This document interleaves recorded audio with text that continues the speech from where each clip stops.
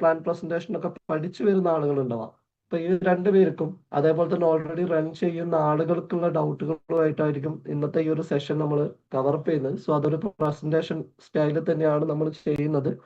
So നിങ്ങളുടെ ഒരു 40 minute മാറ്റി വെച്ചിട്ട് ഇന്ന് നിങ്ങളുടെ ഒരു സുഹൃത്തിന്റെയോ അല്ലെങ്കിൽ ഒരു ബന്ധുവിന്റെയോ ക്ഷണം കൊണ്ട് ഇവിടെ വന്ന ആളുകളെ ഞാൻ എന്ത് ചെയ്യാണ് ആർദ്രമായിട്ട് ആദ്യം ഇതിലേക്ക് സ്വാഗതം ചെയ്യാണ്.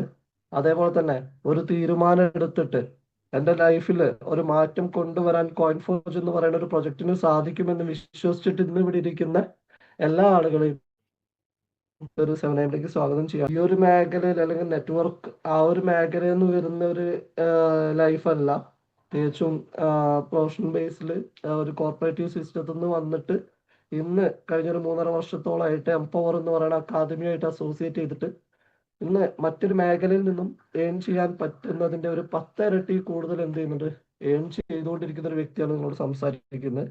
സോ തീർച്ചയായിട്ടും വളരെ അഭിമാനമുണ്ട് അല്ലെങ്കിൽ വളരെ സന്തോഷമുണ്ട് ഇന്ന് ഈ ഒരു ഇൻഡസ്ട്രിയിൽ എംപവർ എന്ന് പറയുന്ന ഒരു അക്കാദമിയായിട്ട് പ്രവർത്തിക്കാൻ വേണ്ടി സാധിച്ചതിൽ. ഇപ്പൊ പുതുതായിട്ട് വന്ന അല്ലെങ്കിൽ പുതുതായിട്ട് കേൾക്കാൻ വന്ന ആളുകളോടാണ് പറയുന്നത്, ആക്ച്വലി ഇന്ന് ഇവിടെ നിങ്ങൾ ഈ ഒരു സമയത്ത് രാവിലെ 7 മണിക്ക് ഒരു 275-276 പേരെ ഒരു സ്ക്രീനിന്റെ മുമ്പിൽ കാണുന്നുണ്ടെങ്കിൽ അത് തന്നെയാണ് ടെക്നോളജിയിലെ ഏറ്റവും വലിയൊരു മാറ്റം എന്ന് പറയുന്നത്. സോ നമ്മൾ മാറ്റത്തിന് ഉൾക്കൊള്ളുക എന്നുള്ളതാ. ഇപ്പൊ ഒരുപക്ഷെ ഒരു 5 വർഷം മുമ്പ് അല്ലെങ്കിൽ ഒരു 8 വർഷം മുമ്പ് വരെ നമ്മളൊരു വ്യക്തിനെ കാണണമെങ്കിലോ പരിചയപ്പെടണമെങ്കിലോ അല്ലെങ്കിൽ സംസാരിക്കണമെങ്കിലോ മുഖത്തോട് മുഖം കാണണമെങ്കിലോ ഒക്കെ കുറച്ചു കാലം മുമ്പ് വരെ നമ്മൾക്ക് നേരിട്ട് പോയിട്ട് അവരെ വിസിറ്റ് ചെയ്യേണ്ട ഒരു അവസ്ഥയാണെങ്കിൽ ഇന്ന് വാട്സപ്പ് കോൾ, വീഡിയോ കോളുകൾ, അതേപോലെ തന്നെ മീറ്റിങ്ങുകളൊക്കെ നമ്മുടെ പ്രൊഫഷൻ, നമ്മുടെ ലൈഫ് തന്നെ ചേഞ്ച് ചെയ്യുന്ന രീതിയിലേക്ക് സൂം സെറ്റിങ്സ് വന്നു കഴിഞ്ഞിട്ടുണ്ട്. സോ ഈ ഒരു മാറ്റം ഉൾക്കൊണ്ടുകൊണ്ട് ഡിജിറ്റലി എങ്ങനെ നമുക്ക് വരുമാനം ഉണ്ടാക്കാം, അതേപോലെ തന്നെ ഫിസിക്കലി എങ്ങനെ വരുമാനം ഉണ്ടാക്കാം എന്നൊക്കെ ചിന്തിച്ചുകൊണ്ടിരിക്കുന്ന ഒരുപാട് ആളുകൾ ഇന്ന് ഈ ഒരു കാലഘട്ടത്തിലുണ്ട്. അതിൽ നിന്ന് ഏറ്റവും ലേറ്റസ്റ്റ് ആയിട്ടുള്ള ടെക്നോളജിയുടെ വെബ്3 എന്ന് പറയുന്ന ടെക്നോളജിനെ ബേസ് ചെയ്തിട്ടുള്ള ഒരു പ്രൊജക്റ്റ് ആണ് ഇന്ന് ഞങ്ങൾ നിങ്ങളുടെ മുമ്പിലേക്ക് എന്ത് ചെയ്യുന്നത്, അവതരിപ്പിക്കുന്നത്. തീർച്ചയായിട്ടും നിങ്ങളുടെ സമയം ഒരിക്കലും വേസ്റ്റ് ആവില്ല. ഇന്ന് രാവിലെ 7 മണിക്ക് നിങ്ങൾ കുറച്ച് സമയം മാറ്റി വെച്ചിട്ടെങ്കിൽ തീർച്ചയായിട്ടും അത് നിങ്ങളുടെ ലൈഫിൽ ഒരു ചേഞ്ചസ് കൊണ്ടുവരുന്ന ഒരു 1 അവർ അല്ലെങ്കിൽ ഒരു 40 മിനിറ്റ് ആയിരിക്കും എന്നുള്ളത് എനിക്ക് 100% ഉറപ്പുണ്ട്. സോ നമ്മൾ പറഞ്ഞു വരുന്ന ഇതാണ്, ഓരോ കാലഘട്ടത്തിനും ഓരോ ബിസിനസ് രീതികൾ ഉണ്ട് എന്നുള്ളതാണ്.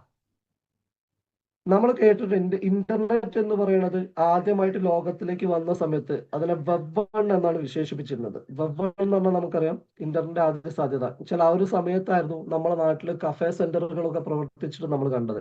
ഇപ്പൊ ഇന്റർനെറ്റ് വന്ന സമയത്ത് നമുക്കറിയാം ജസ്റ്റ് ഇമെയിലുകൾ അയക്കാനും അല്ലെ നമുക്കൊരു ഇന്ററാക്ഷൻ അതിലേക്ക് ചെയ്യാൻ പറ്റുന്നുണ്ടായിരുന്നില്ല. ജസ്റ്റ് വായിക്കാനും എഴുതി വിടാനും മാത്രം പറ്റുന്ന ഒരു സമയമായിരുന്നു ഇന്റർനെറ്റിന്റെ ആദ്യത്തെ വേർഷൻ എന്ന് പറയുന്നത്. പക്ഷെ വളരെ പെട്ടെന്ന് തന്നെ ഇന്റർനെറ്റിന്റെ രണ്ടാമത്തെ വേർഷൻ ആയിട്ടുള്ള വെബ് 2 മാർക്കറ്റിലേക്ക് വന്നു. ഇപ്പൊ വെബ് 1 ആളുകൾ എങ്ങനെ ഉപയോഗിച്ചു അല്ലെങ്കിൽ അതിലൂടെ എങ്ങനെ വരുമാനം ഉണ്ടാക്കി എന്ന് വെച്ച് കഴിഞ്ഞാൽ ഏറ്റവും കൂടുതൽ നമുക്ക് കാണാൻ പറ്റുന്നത് കഫേ സെന്ററുകൾ തന്നെയായിരുന്നു നമ്മുടെ നാട്ടില്.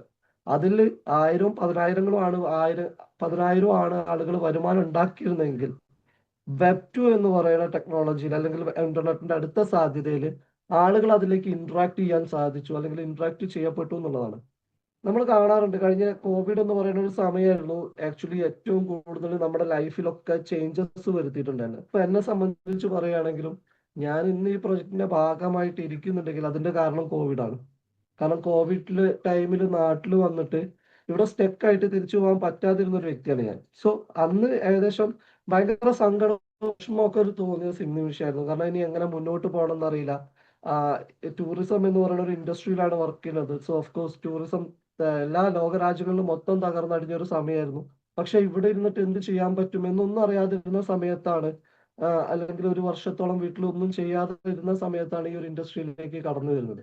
പക്ഷെ അതൊരു ഭാഗ്യമായിട്ട് എനിക്ക് സാധിച്ചു എന്നുള്ളതാണ്. പക്ഷെ അതേ സമയത്ത് തന്നെ ഒരുപാട് ആളുകൾ ഇന്റർനെറ്റിന്റെ സാധ്യതകൾ ഉപയോഗിച്ച് അല്ലെങ്കിൽ വെബ് 2 ടെക്നോളജീനെ ഉപയോഗിച്ചുകൊണ്ട് നമ്മൾ ഒരു വരുമാനം ഇല്ലാതെ ഇരുന്നപ്പോഴും ലക്ഷങ്ങൾ വരുമാനം ഉണ്ടാക്കിയിട്ടുണ്ടായിരുന്നു അല്ലെ. നമുക്കറിയാം ഇൻസ്റ്റാഗ്രാം വീഡിയോസ് ചെയ്തിട്ട്, അതേപോലെ തന്നെ ടിക്ടോക്കുകൾ, അതേപോലെ ടെലഗ്രാം, യൂട്യൂബ് ചാനൽസ്. ഇപ്പൊ ഒരുപാട് യൂട്യൂബ് ചാനൽസ് നമുക്ക് കാണാം, ഫുഡ് ബ്ലോഗ്, അതേപോലെ തന്നെ ട്രാവൽ വ്ലോഗ്, അങ്ങനെ ഒരുപാട് വ്ലോഗുകൾ ചെയ്തിട്ട് ആളുകൾ എന്ത് ചെയ്യുന്നുണ്ട്, വലിയ രീതിയിലുള്ള വരുമാനം ഉണ്ടാക്കുന്നുണ്ട്. ഇപ്പോൾ ഇന്റർനെറ്റിന്റെ ഫസ്റ്റ് സാധ്യതയായിട്ടുള്ള വെബ് 1000-ഉം 10,000-ഉം ആണ് ആളുകൾ വരുമാനം ഉണ്ടാക്കിയിട്ടുണ്ടെങ്കിൽ വെബ് 2 ആയപ്പോഴേക്കും എന്ത് ചെയ്തിട്ടുണ്ട്, ലക്ഷങ്ങളുടെ വരുമാനം ഉണ്ടാക്കിയിട്ടുണ്ടെന്നുള്ളതാണ്. അപ്പൊ അടുത്തൊരു ടെക്നോളജി വരുന്ന സമയത്ത് അല്ലെങ്കിൽ അടുത്തൊരു ഇന്റർനെറ്റിന്റെ വേർഷൻ വരുന്ന സമയത്ത് നമുക്കറിയാം 1000 10,000 ലക്ഷങ്ങളും അല്ല കോടികളിലേക്കുള്ള ഒരു മാറ്റമായിരിക്കും ആ ഇന്റർനെറ്റിന്റെ വേർഷൻ എന്നുള്ളത്. അതിലൊരു സംശയമില്ലാത്ത കാര്യമാണ്. സോ എന്തുകൊണ്ട് അങ്ങനെ ഒരു വേർഷൻ വരുന്നു എന്ന് ചോദിച്ചു കഴിഞ്ഞാൽ അതിൽ ഏറ്റവും പ്രധാനപ്പെട്ട കാരണം എന്ന് പറയുന്നത് ഹാക്കബിൾ ആയിരുന്നു ഈ വെബ് 2 വരെ എന്നുള്ളതാണ്. വെച്ചാൽ ഹാക്ക് ചെയ്യപ്പെടാൻ സാധ്യതകളാണ്. American president Twitter account hack ചെയ്യപ്പെട്ടതായി കഴിഞ്ഞ ദിവസം ന്യൂസിൽ നമ്മൾ കണ്ടു അല്ലെ.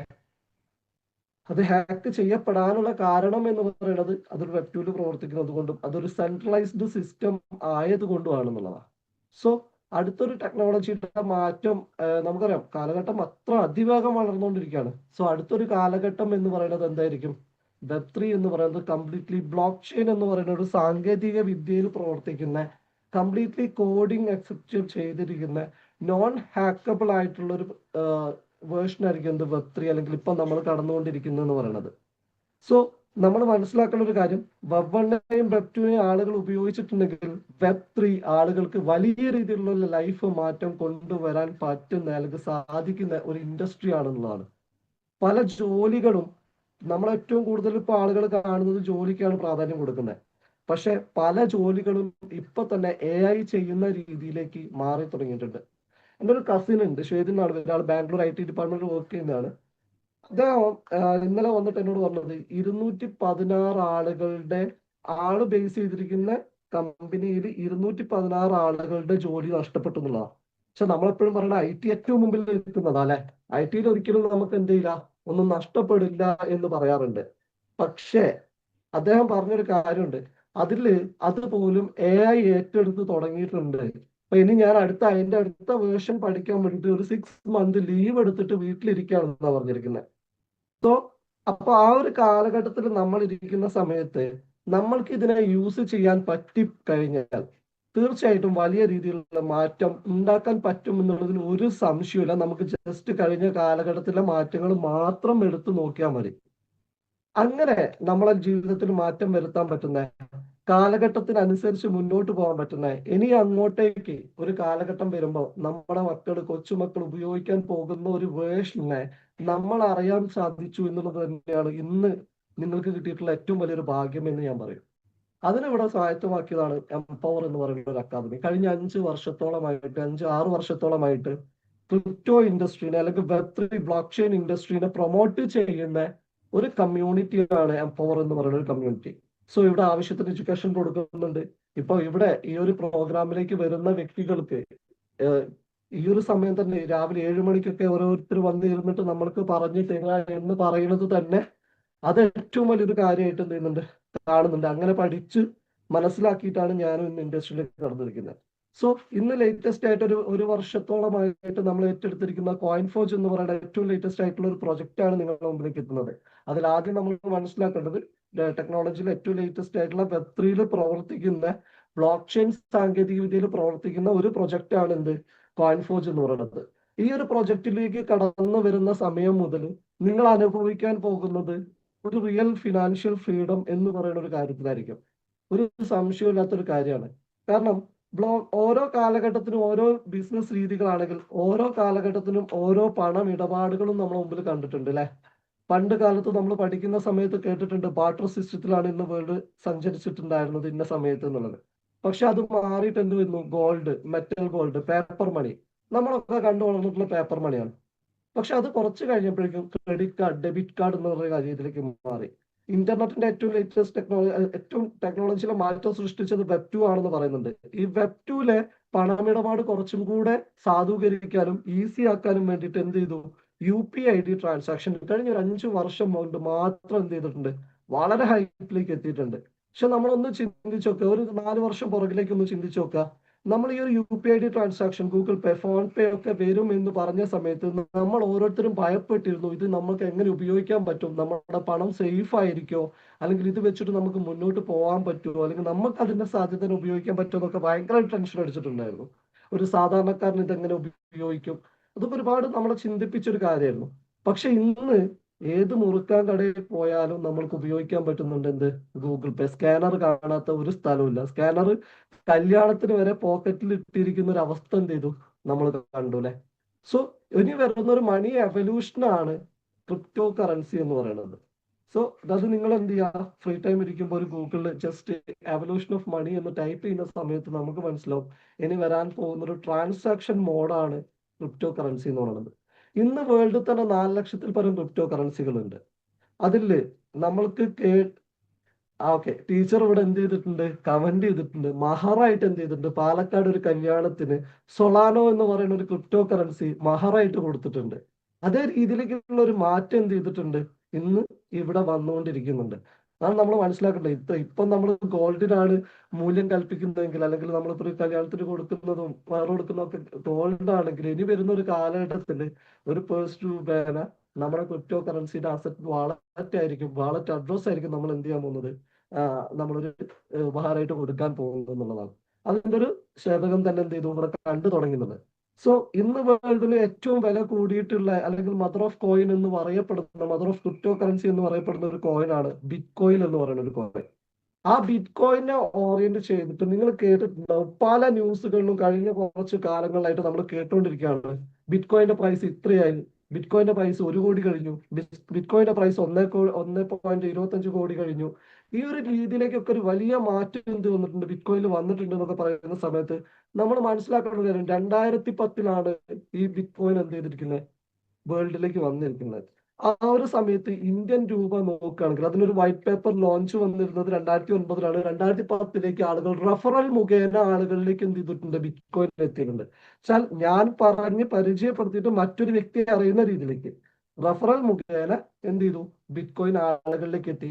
അതേപോലെ തന്നെ ഗെയിമിലൂടെ കുട്ടികളുടെ ഒക്കെ ഇപ്പൊ നമുക്കറിയാം, ടെലഗ്രാം ത്രൂ ഒക്കെ ഗെയിമുകൾ കളിച്ചിട്ട് ആളുകൾ ക്രിപ്റ്റോ കറൻസി ഉണ്ടാക്കുന്ന, അല്ലെങ്കിൽ കോയിൻസ് ഉണ്ടാക്കുന്നത് കേട്ടിട്ടുണ്ട്.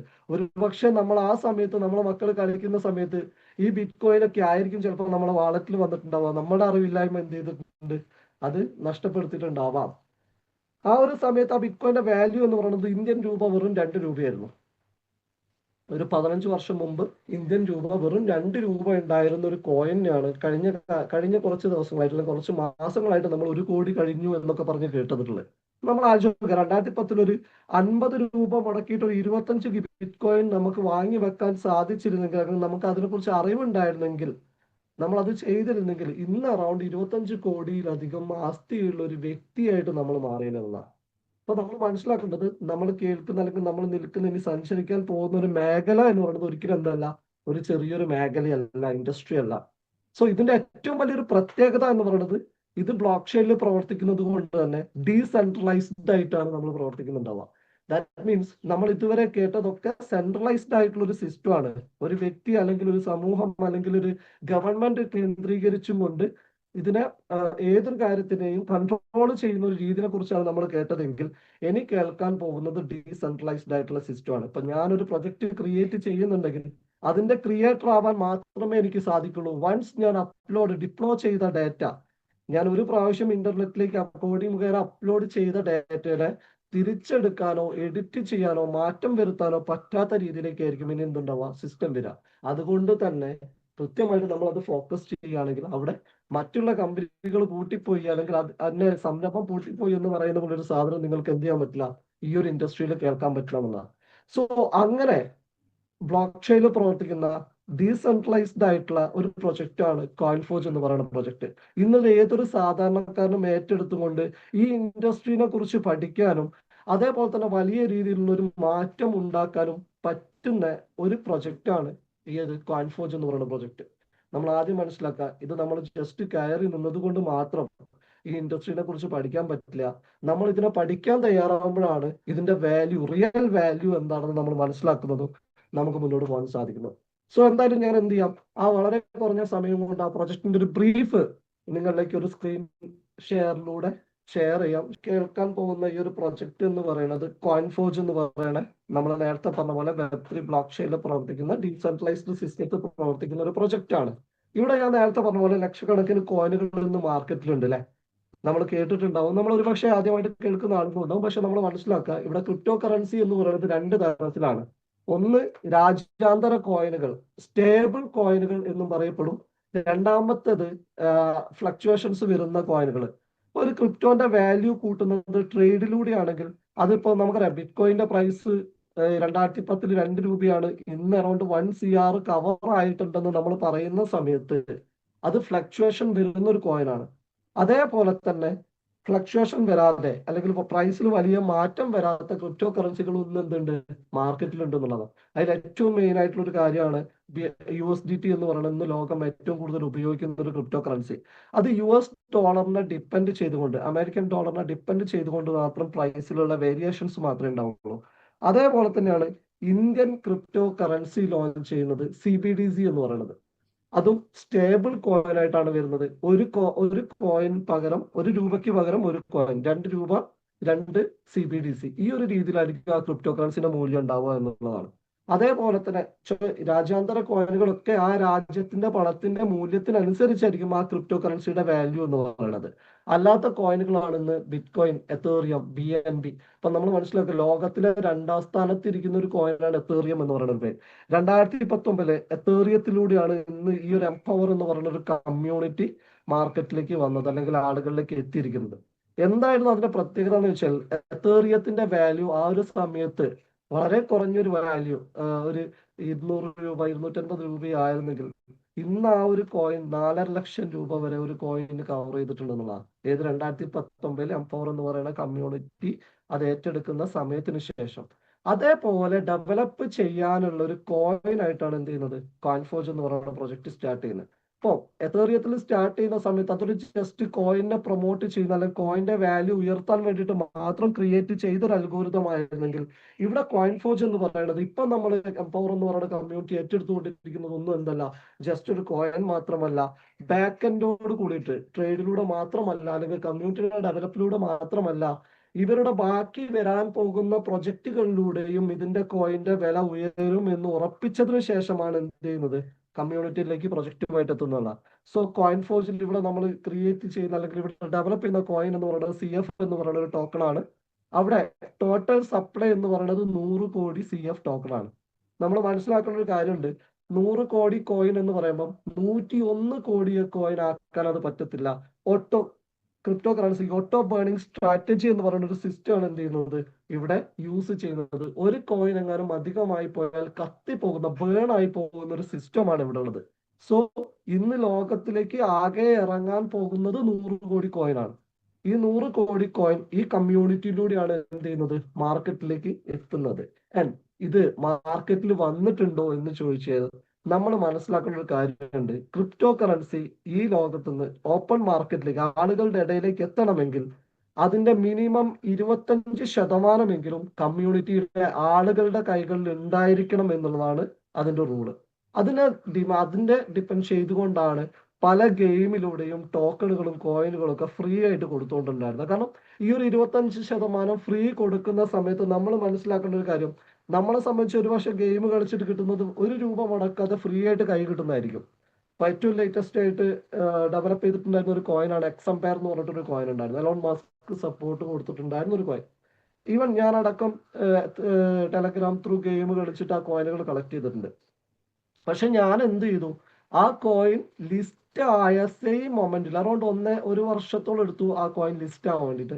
ആ കോയിൻ ലിസ്റ്റ് ആയ മൊമെന്റിൽ എൻ്റെ കയ്യിലുണ്ടായിരുന്ന 1606 കോയിനും ഞാൻ എന്ത് ചെയ്തു, സെല് ചെയ്തു. കാരണം $1.73 വാല്യൂലായിരുന്നു ആ കോയിൻ ലിസ്റ്റ് ചെയ്തത്. ആ കോയിൻ ലിസ്റ്റ് ചെയ്യുന്ന സമയത്ത് എനിക്ക് ആ കമ്മ്യൂണിറ്റി അല്ലെങ്കിൽ ആ ഒരു പ്രൊജക്ടിന്റെ ക്രിയേറ്റേഴ്സ് ആയിട്ടുള്ള ഒരു ബന്ധവുമില്ല, അല്ലെങ്കിൽ അവരുടെ എന്താണ് ഉദ്ദേശം, അവരിത് ഏത് രീതിയിലേക്ക് മുന്നോട്ട് കൊണ്ടുപോകും, ഈ കോയിന്റെ വാല്യൂ കൂടുമോ കുറയോ, ഇതൊന്നും എന്റെ വിഷയമായിരുന്നില്ല. എന്നെ സംബന്ധിച്ച് എന്നെ ഫ്രീ ആയിട്ട് കിട്ടിയത് അത് 1 രൂപ കിട്ടിയാലും എന്നെ സംബന്ധിച്ച് ലാഭമായതുകൊണ്ട് ഞാൻ അന്ന് അത് വിറ്റു. അതേപോലെ തന്നെ അറൗണ്ട് 50 മില്യൺ കോയിനുകൾ സെയിം ഡേയിൽ സെല്ല് ചെയ്യപ്പെട്ടപ്പം എലോൺ മസ്ക് അടുത്ത സപ്പോർട്ട് കൊടുത്തിരുന്ന ആ കോയിൻ ഒറ്റയടിക്ക് ഡംപായി താഴോട്ടേക്ക് പോയി. ആ കോയിന്റെ വാല്യൂ ഇടിഞ്ഞിട്ട് ഇന്ന് 0.0000074 എന്ന് പറയുന്ന ഒരു രീതിയിലേക്ക് എന്ത് ചെയ്തു മാറി. കാരണം അവിടെ ഒരു ട്രസ്റ്റഡ് ആയിട്ടുള്ള കമ്മ്യൂണിറ്റി ഉണ്ടായിരുന്നില്ല, കമ്മ്യൂണിറ്റിക്ക് ട്രസ്റ്റ് കൊടുക്കാൻ പറ്റുന്നുണ്ടായിരുന്നില്ല. കാരണം ഫ്രീ ആയിട്ട് കിട്ടിയൊരു കാര്യമാണ്. ഇവിടെ അങ്ങനെയല്ല. നമ്മൾ മനസ്സിലാക്കേണ്ട ഒരു കാര്യം, വലിയൊരു കമ്മ്യൂണിറ്റിയിലേക്കാണ് നമ്മൾ എന്ത് ചെയ്യുന്നത്, ഈ കോയിനെ ഇറക്കുന്നത്. അതുകൊണ്ട് തന്നെ ഈ കോയിൻ ഉപയോഗിച്ച് ചെയ്യാൻ പോകുന്ന കാര്യങ്ങളെ കുറിച്ച് ആദ്യമേ കൃത്യമായിട്ട് കമ്മ്യൂണിറ്റിക്ക് ഒരു അവയർനെസ് കൊടുക്കുന്നുണ്ട് കൊണ്ട് തന്നെ ഇങ്ങനൊരു ഡംപിങ് ഉണ്ടാവില്ല എന്നുള്ളതാണ് ഇതിൽ ഏറ്റവും വലിയൊരു കാര്യം. അതേപോലെ നമ്മൾ ഹോൾഡ് ചെയ്ത് വെച്ചാൽ എന്തൊരു കാര്യത്തിന്റെയും മൂല്യം കൂടെ നമുക്കറിയാം ഡിമാൻഡ് വർദ്ധിക്കുമ്പോഴാണ്. ആ ഡിമാൻഡ് വർദ്ധിപ്പിക്കാനുള്ള എല്ലാ കാര്യങ്ങളും എന്ത് ചെയ്തിട്ടുണ്ട്, ഇവിടെ ഓൾറെഡി ഇതിന്റെ ക്രിയേറ്റർ സെറ്റ് ചെയ്ത് വെച്ചിട്ടുണ്ട് എന്നുള്ളതാണ്.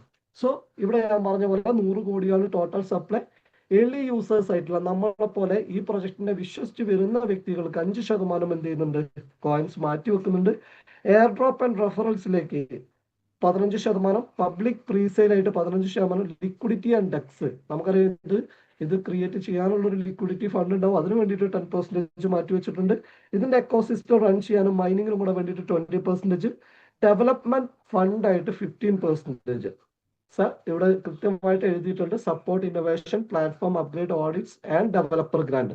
കൂടെ നിൽക്കുന്ന ആളുകൾക്കുള്ള ഒരു പ്രോഫിറ്റും എന്തായിട്ടാണ് കാണുന്നത്, ഈ ഒരു CF എന്ന് പറയുന്ന ടോക്കൺ ആയിട്ടാണ് കാണുന്നത്. ആൻഡ് ടീം ആൻഡ് അഡ്വൈസേഴ്സിന് 10%, ട്രഷർ ആൻഡ് പാർട്ട്ണർഷിപ്പിന് 10%. സോ ഇതിന്റെ ക്രിയേറ്റേഴ്സിന്റെ ലാഭം എവിടെയാണെന്ന് ചോദിച്ചു കഴിഞ്ഞാൽ ഈ CF എന്ന് പറയുന്ന കോയിൻ ലിസ്റ്റ് ചെയ്തിട്ട് മാർക്കറ്റ് വരുന്നത് മുതലാണ് എന്ത് ഈ ഒരു പ്രൊജക്റ്റിൽ ഇതിന്റെ ക്രിയേറ്റേഴ്സിന്റെ പ്രോഫിറ്റ് സ്റ്റാർട്ട് ചെയ്യുന്നതാണ്. ആൻഡ് ഇതിന്റെ ഒരു റോഡ് മാപ്പ് നോക്കുകയാണെങ്കിൽ മാർച്ച് 2025 ഇതിന്റെ ഒരു ജസ്റ്റ് സ്റ്റാർട്ടിങ് ഉണ്ടായിരുന്നത്. അന്ന് ഒരു ഫസ്റ്റ് ലെവലായിട്ടുള്ള ഫോർജ് റേസ് എന്ന് പറയുന്ന ഒരു പ്രോഗ്രാമിലൂടെ സ്റ്റാർട്ട് ചെയ്തു. കൃത്യമായിട്ട് പറഞ്ഞ പോലെ തന്നെ Q4 എന്ത് ചെയ്തു, ഇതിന്റെ ഒരു second level premium level launch ചെയ്തു. ആൻഡ് അതേപോലെ തന്നെ 2026 ജാനുവരിയിൽ ഇവിടെ റോയൽറ്റി ഡിസ്ട്രിബ്യൂഷൻ വരെ സ്റ്റാർട്ട് ചെയ്തു. സോ നമ്മൾ മനസ്സിലാക്കേണ്ട ഒരു കാര്യം, ഈ ഒരു കോയിൻഫോർജ് എന്ന് പറയുന്ന പ്രൊജക്ടിന്റെ റൂട്ട് മാപ്പ് പ്രകാരം ഇതുവരെ എന്തൊക്കെ പറഞ്ഞിട്ടോ അതൊക്കെ കൃത്യമായിട്ട് എന്ത് ചെയ്തിട്ടുണ്ട്, നടന്നിട്ടുണ്ട്. ഇനി നടക്കാൻ പോകുന്നത് മൈനിങ് ആണ്, എയർ ഡ്രോപ്പ് ആണ്, അതേപോലെ തന്നെ ഡെക്സ് ആൻഡ് മാർക്കറ്റ് പ്ലേസിലേക്കുള്ള ഒരു ലിസ്റ്റിംഗ് ആണ്. ആൻഡ് ആഫ്റ്റർ ദാറ്റ് ഗെയിമിംഗ് എന്ന് പറയുന്ന ഒരു AI ഗെയിമിംഗ് പ്ലാറ്റ്ഫോം ഫോക്കസ് ചെയ്യുന്ന ഒരു പ്രൊജക്റ്റ് ആണ് കോയിൻഫോർജ് എന്ന് പറയുന്നത്. സോ വളരെ വലിയൊരു ഉദ്ദേശത്തോട് കൂടിയിട്ട് റൺ ചെയ്യുന്ന ഒരു പ്രൊജക്റ്റ് ആണ്. ആൻഡ് അതിനുശേഷം കോയിനെ ഓപ്പൺ മാർക്കറ്റിലെ ഈ ബൈനാൻസ് ബിങ്ങക്സ് പോലത്തെ എക്സ്ചേഞ്ചുകളിലേക്ക് ലിസ്റ്റ് ചെയ്യുന്ന ഒരു പ്രോഗ്രാമായിട്ടാണ് എന്ത് ചെയ്തിരിക്കുന്നത്, ഈ കോയിൻഫോർജിന്റെ റോഡ് മാപ്പ് നിലവിൽ ഡെവലപ്പ് ചെയ്തിരിക്കുന്നത്. And what is forge rice? നമ്മൾ ഈ ഒരു പ്രൊജക്റ്റുമായിട്ട് അസോസിയേറ്റ് ചെയ്ത സമയത്ത്, സ്റ്റാർട്ടിങ് അസോസിയേറ്റ് ചെയ്ത സമയത്ത് നമ്മൾക്ക് ഇതിലേക്ക് കയറി നിൽക്കാൻ, ഈ പ്രൊജക്ടിന്റെ ഭാഗമായിട്ട് നിൽക്കാൻ നമ്മളെ സഹായിക്കുന്ന ഒരു അൽഗോരിതം സെറ്റ് ചെയ്തിരിക്കുന്ന ഒരു പ്രോഗ്രാം ആയിരുന്നു ഫോർജ് റൈസ് എന്ന് പറയുന്നത്. അത് അറൗണ്ട് 6 സ്മാർട്ട് കോൺട്രാക്റ്റുകളിലൂടെ നമ്മൾ പറയുന്നുണ്ട് ഇതൊരു ഡീസെൻട്രലൈസ്ഡ് സിസ്റ്റം ആണെന്ന്. എന്താണ് ഈ ഡീസെൻട്രലൈസേഷൻ എന്ന് വെച്ചാൽ ഇതിന്റെ സ്മാർട്ട് കോൺട്രാക്റ്റുകളാണ്. ഇത് വെരിഫൈഡ് ആയിട്ടുള്ള സ്മാർട്ട് കോൺട്രാക്റ്റുകളാണ് ഇതിന്റെ 6 സ്മാർട്ട് കോൺട്രാക്റ്റുകൾ എന്നുള്ളത്. $50 സ്റ്റാർട്ട് ചെയ്തിട്ട് 50, 100, 150, 200, 250, 300 USD ടോട്ടൽ 1050 USDT സ്പെൻഡ് ചെയ്തിട്ട് നിങ്ങൾക്ക് ഈ പ്രൊജക്റ്റുമായിട്ട് അസോസിയേറ്റ് ചെയ്യാമായിരുന്നു. അങ്ങനെ ചെയ്യുന്ന സമയത്ത് നമ്മൾക്ക് ഇവിടെ ഉള്ള ഒരു റിട്ടേൺ ഹെവി ആയിട്ട് വരും. പക്ഷെ ഇവിടെ നമ്മൾ മനസ്സിലാക്കുന്ന കാര്യം, ഇവിടെ 3, 6 എന്ന് പറയുന്നത് നിങ്ങൾ റൗണ്ട് ഷേപ്പിൽ കാണുന്നുണ്ടെങ്കിൽ അവിടെ തൊട്ടിപ്പുറത്ത് ഗ്ലോബൽ ഷെയർ എന്ന് എന്ത് ചെയ്തിട്ടുണ്ട്, എഴുതി വെച്ചിട്ടുണ്ട്. ദാറ്റ് മീൻസ് നമുക്ക് ശേഷം 6 കോൺട്രാക്ട് പർച്ചേസ് ചെയ്ത് കഴിഞ്ഞാലും അതിൽ 3ന്റെയും 6ന്റെയും അവർ പർച്ചേസ് ചെയ്തതിന്റെ 40% അതുവരെ ആരൊക്കെ പർച്ചേസ് ചെയ്യുന്നുണ്ടോ അവരിലേക്ക് ഈക്വൽ ആയിട്ട് എത്തിപ്പെടും എന്നുള്ളതായിരുന്നു. നമ്മൾ മനസ്സിലാക്കേണ്ട ഒരു കാര്യം, നമ്മൾക്ക് ശേഷം ഫോർജ് റേസിൽ 6 കോൺട്രാക്ട് പർച്ചേസ് ചെയ്യുന്നുണ്ടോ അതിന്റെ 3ന്റെയും 6ന്റെയും 40% നമ്മളിലേക്ക് എന്ത് ചെയ്യപ്പെടുന്നുണ്ട്, ഷെയർ ചെയ്യപ്പെടുന്നുണ്ട് എന്നുള്ളതായിരുന്നു ഫോർജ് റേസിന്റെ ഏറ്റവും വലിയൊരു പ്രത്യേകത എന്ന് പറയുന്നത്. അതേപോലെ തന്നെ 5 ജനറേഷൻ മാട്രിക്സ് ആയിട്ടായിരുന്നു ഇതിന്റെ ഒരു അൽഗോരിതം സെറ്റ് ചെയ്തിട്ടുണ്ടായിരുന്നത്. നമ്മളൊരു വ്യക്തിനെ ഇതിലേക്ക് റെഫറൽ ചെയ്യുകയാണെങ്കിൽ 40% നമുക്ക് ഫിക്സഡ് വാല്യൂ ആയിട്ട്, ഇതിന് നിങ്ങൾ എത്ര റെഫറൽ ചെയ്താലും നിങ്ങൾ ത്രൂ ആരൊക്കെ കണക്ട് ആയാലും അതിന്റെ ഒക്കെ 40% ഫോർജ് റേസിൽ നിങ്ങളിലേക്ക് എത്തുകയും, അതേപോലെ തന്നെ ഓരോ ലെവലുകൾ നിങ്ങൾ ത്രൂ കണക്ട് ചെയ്തിട്ടുള്ള നിങ്ങളുടെ സ്മാർട്ട് കോൺട്രാക്ട് കണക്ട് ചെയ്തിട്ട് മറ്റൊരു വ്യക്തിയുടെ സ്മാർട്ട് കോൺട്രാക്ട് കണക്ട് ആവുകയാണെങ്കിൽ ഓരോ വ്യക്തിയിൽ നിന്നും 8% 5 ലെവലുകളിലായിട്ട് നിങ്ങൾ ത്രൂ കണക്ട് ആയ ആള് നിങ്ങളുടെ ഇതിലേക്ക് കണക്ട് ചെയ്ത വ്യക്തികൾ ഉൾപ്പെടെ 5 ലെവലുകളിലേക്ക് എന്ത് ചെയ്യുന്നു, അതിന്റെ 40%, 8% വീതം വീതിച്ച് നൽകുന്നുണ്ടായിരുന്നു. സോ നമ്മൾ മനസ്സിലാക്കാം, നമ്മളൊരു വ്യക്തിയെ ഈ ഒരു പ്രൊജക്റ്റിലേക്ക് കണക്ട് ചെയ്യുമ്പോൾ നമ്മൾ കൊടുക്കുന്നത് ഏറ്റവും വലിയൊരു ഓപ്പർച്യൂണിറ്റി ആണ് അല്ലെ, ടെക്നോളജിന്റെ ഏറ്റവും ലേറ്റസ്റ്റ് ആയിട്ടുള്ള ഒരു വേർഷനിലേക്ക് കയറി നിൽക്കാനുള്ള. ആ ഒരു വ്യക്തിയിലേക്ക് ഇതേ കോൺസെപ്റ്റിനെ ഷെയർ ചെയ്യുകയാണെങ്കിൽ തീർച്ചയായിട്ടും നമ്മൾക്ക് അവിടെ എന്തുണ്ട്, വരുമാനമുണ്ട് എന്നുള്ളതാണ്. ഇത്ര സുന്ദരമായിട്ടുള്ള ഒരു കാര്യം അല്ലെ. അതേപോലെ തന്നെ ഇവിടെ എന്ത് ചെയ്യുന്നുണ്ട്, ഒരു റോയൽറ്റി ഡെവലപ്മെന്റ് ഫണ്ടിലേക്ക് വേണ്ടിയിട്ട് 20% മാറ്റി വെക്കുന്നുണ്ട്. വെച്ചാല് നമുക്കറിയാം 100% ഒരു ഡിസ്ട്രിബ്യൂഷൻ എന്ന് പറയുന്നത് അല്ലെങ്കിൽ ഒരു പ്രോജക്റ്റിന്റെ വാല്യൂ എന്ന് പറയുന്നത്. നമ്മൾ ഇവിടെ നോക്കുക, 40% റഫറൽ ഇൻകം തന്നിട്ടുണ്ട്. 40% എന്ത് ചെയ്തിട്ടുണ്ട്? Level income. ഓരോ 5 ലെവലിലേക്ക് ആയിട്ട് 8% വെച്ചിട്ട് 40% ലെവൽ ഇൻകം വന്നിട്ടുണ്ട്. 80% അവിടെ തന്നെ. ആൻഡ് റോയൽറ്റി ഇവിടെ ഓൾറെഡി ഞാൻ പറഞ്ഞു, നേരത്തെ സ്റ്റാർട്ട് ചെയ്തിട്ടുള്ള ഒരു കാര്യമാണ്. പെർ മന്ത് ഒരു സാലറി പോലെ നമ്മളിലേക്ക് വരുന്ന ഒരു ഇൻകം ആണ്. അതിന് ചെറിയൊരു എന്താ പറയാ പ്രക്രിയയും കൂടെ, അല്ലെങ്കിൽ അതിന്റെ പ്രൊജക്ടിനെ കുറച്ചും കൂടെ നിങ്ങൾ സീരിയസ് ആയിട്ട് കാണുന്ന വ്യക്തികളെ സംബന്ധിച്ച് റോയൽറ്റിക്ക് വേണ്ടി 10%, ഡെവലപ്മെന്റ് ഫണ്ടിലേക്ക് വേണ്ടിയിട്ട് ആകെ 10% ആണ് മാറ്റി വെക്കുന്നത്. ദാറ്റ് മീൻസ് 90% തിരിച്ച് കമ്മ്യൂണിറ്റിയിലേക്ക് തന്നെ കൊടുക്കുന്ന ഒരു പ്രോഗ്രാമാണ് ഫോർജ് റൈസ് എന്ന് പറയുന്നത്. ഓക്കെ, നെക്സ്റ്റ് എന്ന് പറയുന്നത് നമ്മൾ നേരത്തെ കണ്ടിട്ടുണ്ടായിരുന്നു. കോൺഫോർട്ട് ഞാൻ ആ ഒരു റൂട്ട് മാപ്പ് കാണിച്ച സമയത്ത് നമ്മുടെ പ്രീമിയം കോൺട്രാക്ട് എന്ത് ചെയ്തിട്ടുണ്ട്? ഒരു 1.5 മാസം മുമ്പ് ലോഞ്ച് ചെയ്തിട്ടുണ്ട്. അതിന്റെ ഏറ്റവും വലിയൊരു പ്രോസസ് എന്ന് പറയുന്നത് ഫോർജ് റിവോൾവ് എന്ന് പറയുന്ന ഒരു പേരിലാണ് എന്ത് ചെയ്തിരിക്കുന്നത്? ഈ ഒരു പ്രോഗ്രാം അറിഞ്ഞിരിക്കുന്നത്. ഇപ്പോ നമുക്ക് ഈ പ്രൊജക്ട്, സോറി വേറൊരു കാര്യം പറയാൻ വിട്ടുപോയി.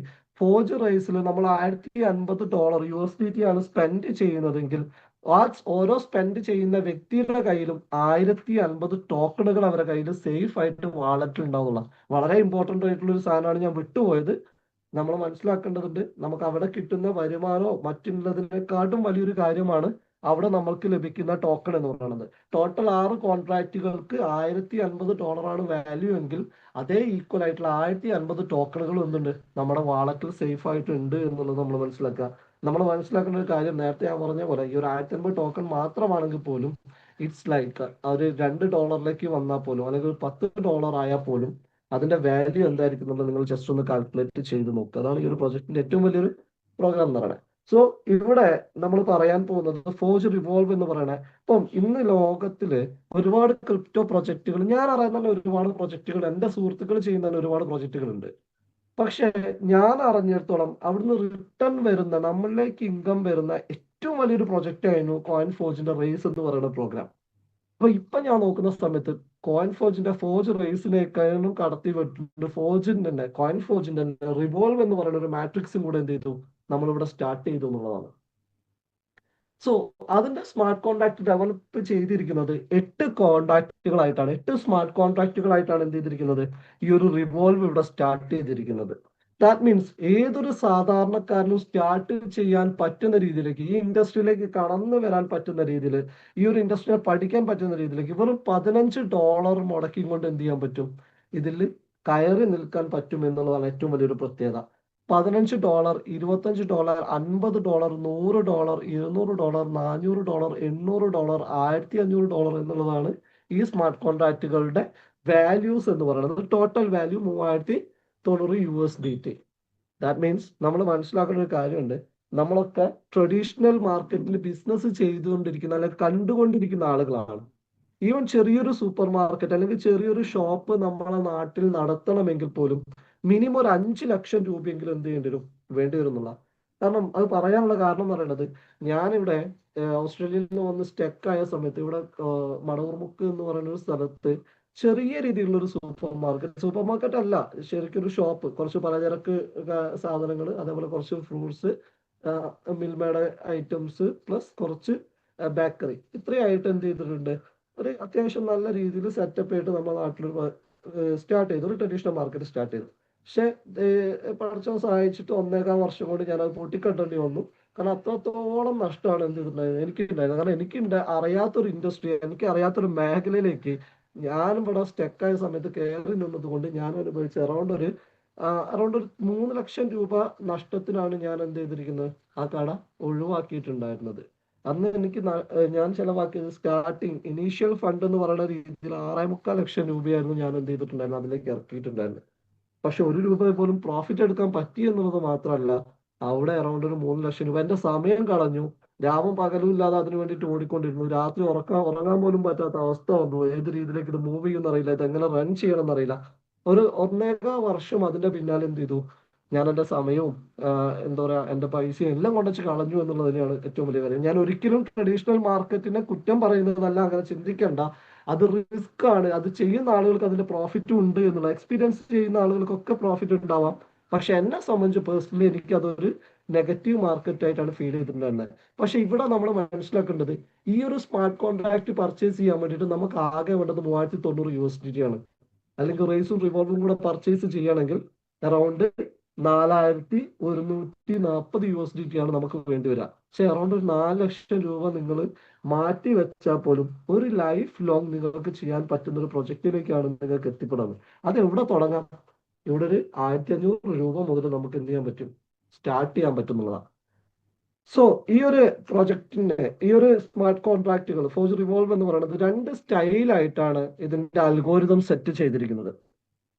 ഇവിടെ നമുക്ക് കാണാൻ പറ്റും ഒരു സൈഡിൽ ഒരു റൗണ്ടിൽ ഒരു 3 ആൾക്കാർ, മറ്റേല് നമുക്ക് കാണാം 1 2 3 റൗണ്ടുകൾ ഉണ്ട്.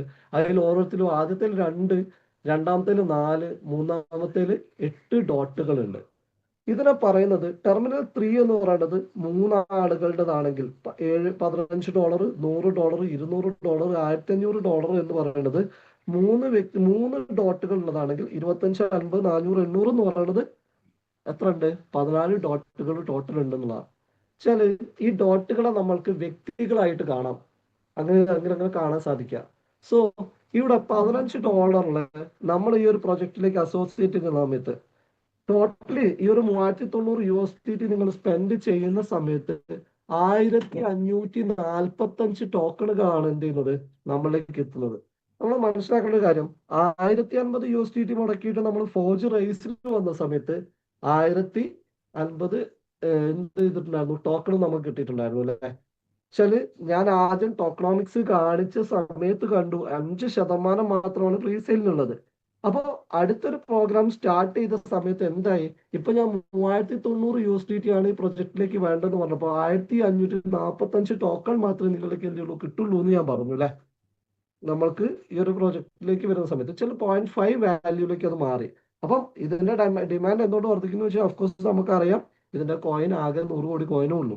ഇനി അതിലും വലിയ രസം എന്താണെന്ന് വെച്ച് കഴിഞ്ഞാൽ നമ്മൾ ഇവിടെ ഒരു $3090 മുടക്കിയിട്ട് ഈ ഒരു 8 കോൺട്രാക്റ്റും ബൈ ചെയ്യുകയാണെങ്കിൽ നമുക്കുള്ള പ്രോഫിറ്റ് ആണ് ഹെവി. ഒന്നാമത്തെ കാര്യം, ഇവിടെ 15 100 200 1500 എന്ന് പറയുന്നത് ടെർമിനൽ 3 എന്ന് പറയുന്ന സിസ്റ്റം ആണെങ്കിൽ അതിൽ ആദ്യത്തെ ഒരു പ്ലേസ്മെന്റ്, ആദ്യത്തെ ഒരു ഡോട്ടിലേക്കാണ് നിങ്ങളുടെ സുഹൃത്തിനെയോ ബന്ധുവിനെയോ നിങ്ങൾ ഇൻവൈറ്റ് ചെയ്യുന്നതെങ്കിൽ ഈ 15ലും 100ലും 200ലും 1500ലും അവര് ഇൻവെസ്റ്റ് ചെയ്തതിന്റെ 80% റിട്ടേൺ വരുന്നത് സ്പോട്ടിൽ നിങ്ങൾക്കാണ്. ഫോർ എക്സാമ്പിൾ, ഞാനിവിടെ ഒരു $1050 ഇൻവെസ്റ്റ് ചെയ്തിട്ടുണ്ടെങ്കിൽ അതിൽ 15ന്റെയും 100ന്റെയും അതേപോലെ തന്നെ 200ന്റെയും 1500ന്റെയും 80%, ദാറ്റ് മീൻസ് $1452 ആർക്ക് തന്നെയാണ് റിട്ടേൺ ഉണ്ടാവുക? എനിക്ക് തന്നെയാണ്. അതാണ് ഏറ്റവും വലിയൊരു പ്രത്യേകത. ആൻഡ് രണ്ടാമത്തെ നോക്കുകയാണെങ്കിലോ, ഇപ്പോ ഇതുകൊണ്ട് ഈ ടെർമിനൽ 3 മാത്രം നമുക്ക് വാങ്ങാൻ പറ്റില്ലല്ലോ. ഇവിടെ നിങ്ങൾക്ക് ഒരു ഏരോ കാണാം, 1 2 3 4 5 6 7 8 എന്ന് പറഞ്ഞ് കാണുന്നുണ്ടാവും. അപ്പൊ ആദ്യത്തെ പർച്ചേസ് ചെയ്ത് കഴിഞ്ഞാൽ രണ്ടാമത്തത് ആദ്യത്തത് പർച്ചേസ് ചെയ്യുമ്പോഴാണ് രണ്ടാമത്തത് നമുക്ക് പർച്ചേസ് ചെയ്യാൻ വേണ്ടിയിട്ട് ആക്ടിവേറ്റ് ചെയ്യാനുള്ള ഒരു ഓപ്ഷൻ വരിക, സ്മാർട്ട് കോൺട്രാക്ട്. അത് ആക്ടിവേറ്റ് ചെയ്യുന്ന സമയത്ത് $25 നമ്മൾ മുടക്കി.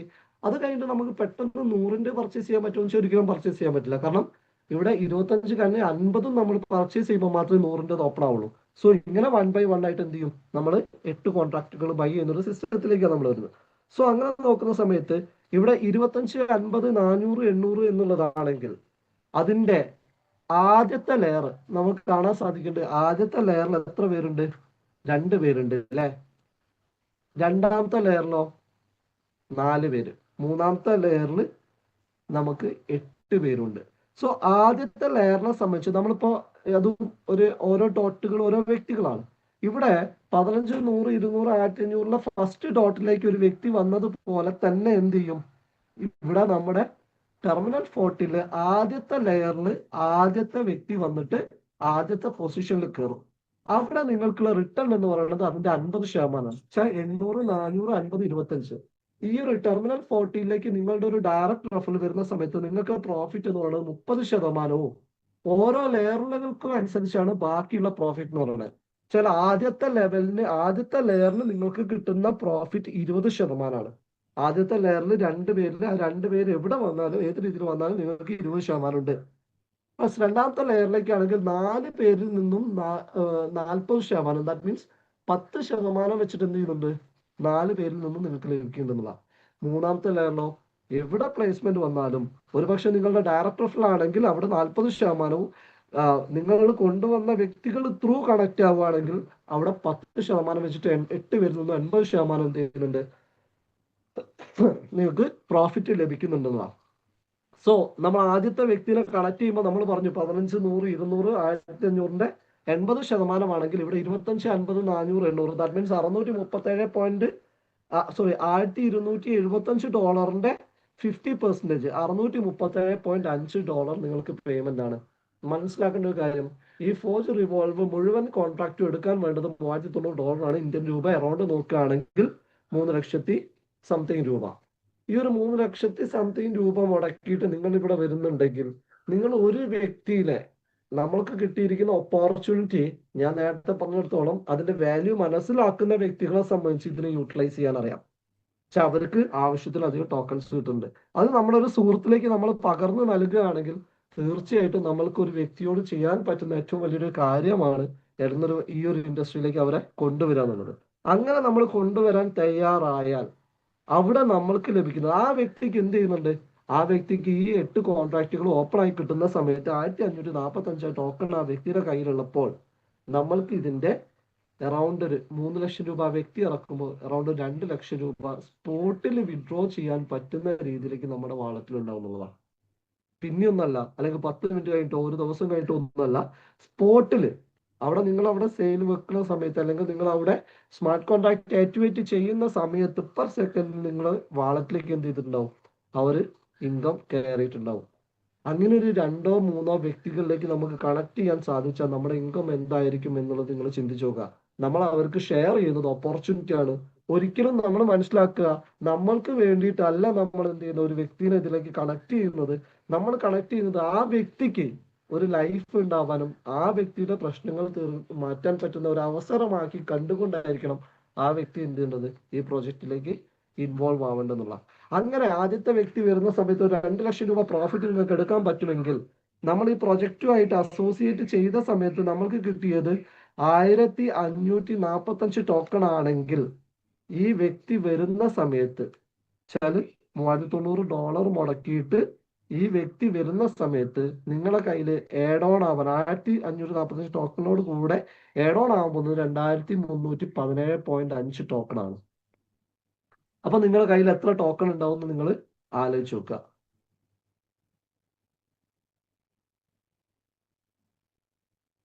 അറൗണ്ട് ഒരു 3,862 ടോക്കൺ നമ്മുടെ കയ്യിലുണ്ടാവും. ഈ ഒരു 3,862.5 ടോക്കൺ അതൊരു $10 ഈ ഒരു കോയിന്റെ മൂല്യം കയറിയാൽ പോലും അറൗണ്ട് $38,625 ആയിട്ട് മാറും. ഇന്നത്തെ വാല്യൂ നോക്കുകയാണെങ്കിൽ അറൗണ്ട് ഒരു 40 ലക്ഷം രൂപയൊന്നും കവർ ചെയ്യാൻ എന്തല്ല ഈ ഒരു പ്രോഗ്രാമിൽ നിങ്ങൾക്ക് വലിയൊരു സമയം എടുക്കൂല എന്നുള്ളതാണ് നമ്മൾ പറയുന്നത്. സോ ഇതിന്റെ ഒരു എക്കോസിസ്റ്റം എന്ന് പറയുന്നത് ഈ ഒരു രീതിയിലാണ്. നമ്മൾ ഒരു വ്യക്തിനെ ഡയറക്ടർ വെക്കുകയാണെങ്കിൽ ആദ്യത്തെ 2 വ്യക്തികളിൽ നിന്നും 80%, ദാറ്റ് മീൻസ് ഓരോ വ്യക്തി സ്പെൻഡ് ചെയ്യുന്ന USDTയുടെ നേർ പകുതി ഇവിടെ നമുക്ക് കാണാം. $15 പർച്ചേസിങ് ആ വ്യക്തി നടക്കുന്ന സമയത്ത് 7.5 ടോക്കൺ ആർക്ക് കയറിയിട്ടുണ്ടാവും? ആ വ്യക്തിക്ക് കയറിയിട്ടുണ്ടാവും സ്പോട്ടില്.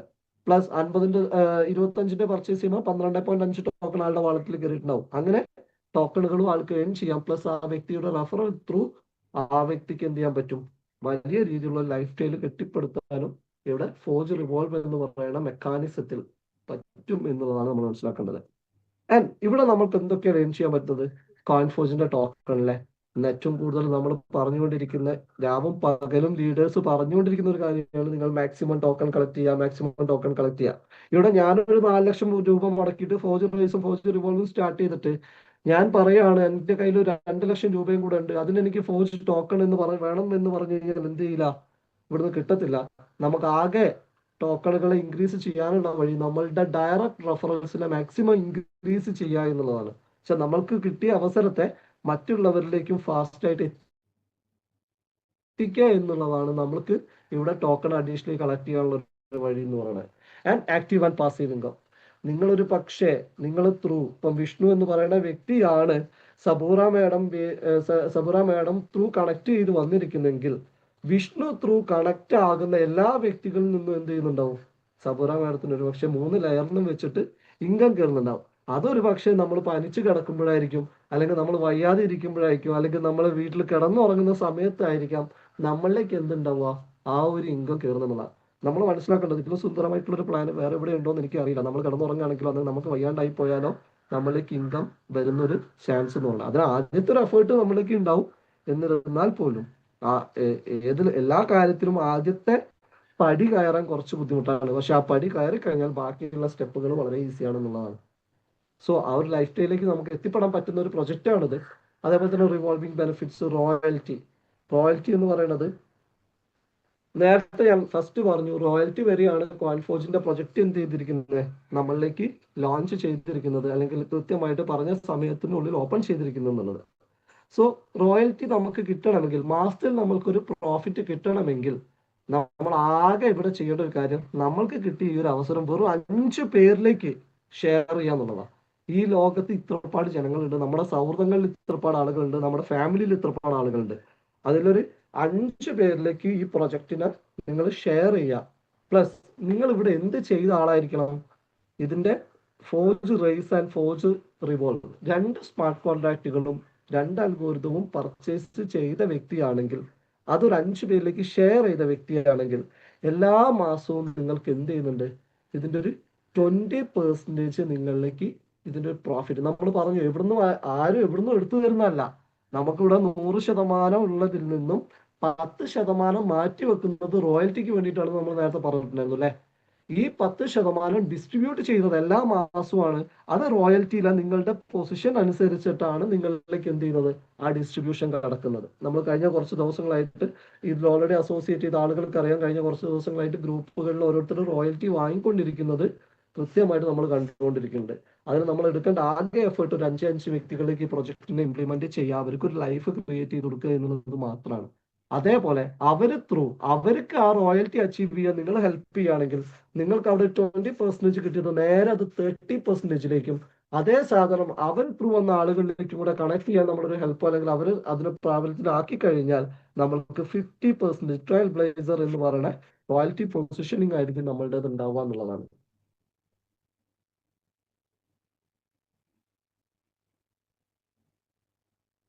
ഓക്കെ, ഐ തിങ്ക് ഈ ഒരു സമയത്തിനുള്ളിൽ, അല്ലെങ്കിൽ ഈ ഒരു ചെറിയ സമയത്തിൽ നമുക്ക് വിശദീകരിക്കാൻ പറ്റുന്ന രീതിയിലേക്ക് എന്ത് ചെയ്തിട്ടുണ്ട്, ഈ ഒരു പ്രൊജക്ടിന്റെ പ്ലാൻ നിങ്ങളിലേക്ക് എത്തിച്ചിട്ടുണ്ടെന്ന് ഞാൻ വിശ്വസിക്കുന്നുണ്ട്.